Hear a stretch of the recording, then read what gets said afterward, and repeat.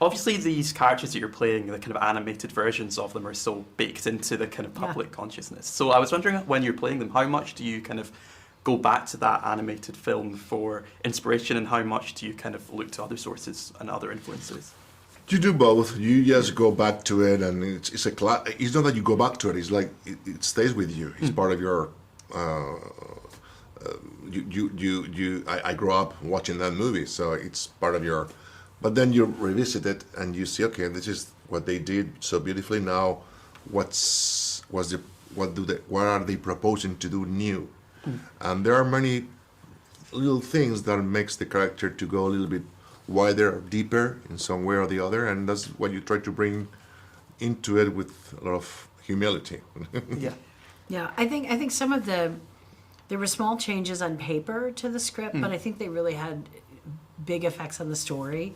I think making us brother and sister makes it so much more complicated, and maybe it's a little more one-dimensional, where it was just kind of good versus evil. Well, now it's siblings and family, and to have your family shun you and isolate you and banish you has a lot more emotional impact than just simply good and evil. Even how, Hallie and Javier played the father-daughter. It wasn't just, dads yell and girls want to, girls just want to do what they want to do. It was so much more complicated and relevant and modern that I think all of those things were, on top of already playing something so wonderfully amazing, it's like they really made it modern and relevant. Yeah. I want to talk about the singing as well, because obviously I heard an interview with you where you kind of said you were a bit scared about the process to begin with. Was there kind of a breakthrough moment? What was the kind of process like of There really was a break. I mean, I was really nervous. I'm not a singer, but that's not something I'm like, oh, that's my comfort zone. I'm like, it is not at all. And so at a certain point, I remember I had been working for months with a really lovely vocal coach, and I said, it's weird. I can't shake my nerves. I can't kind of lean into this. And he was like, well, you're trying to sing as Melissa, and you're trying to sing really beautifully, and that's not going to happen. And I was like, oh, okay, that's blunt. And he's like, and I'm like, I have to sing like Ursula. He's like, you're doing her, and then when you try to sing, you're pulling the character back, and you're trying to sing, I guess, some version of yourself. And for some reason, I was like, oh, that's why I'm nervous, because I can't sing.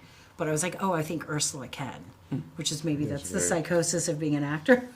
Being like, oh, it's Ursula, I know exactly. And all of a sudden I was like, I know exactly how she sings it. I know where she leans in, because it wasn't me. So I could just put it on her. Yeah. And Javier, I understand that you had a song that didn't make it into the final cut of the film. Do you hope that one way or another we still get to see that one day? Hopefully, yes. You will be, as I've been told, you will be as an extra in the movie when it comes out on the platform. But it was a great process as well, in the sense that, as she said, Melissa said, I'm not a singer, but you're surrounded with people that really help you to get there and understand that from where you are and what you have is enough. If you keep training and training and training, there will be a moment where, boom, it happened, and you go, wow, where was that? And I'm also really interested to know about kind of, working in this live-action CGI hybrid kind of situation. When you're kind of in these underwater sets, what does it kind of look like to you guys, from an actor's perspective? A lot of blue. A lot of blue, but I think Rob and John being, former dancers and performers themselves, and just how they build such a safe little world for you to, rehearse in and really feel like you're in the space, that so many of the props were real, and we all knew the gist of the visual, and they had, I had my 60-foot clamshell. They built a lot of the things. It's not what they look like in the final process, but you could really feel the space. And I think because of how they set us up, they really set us up to succeed.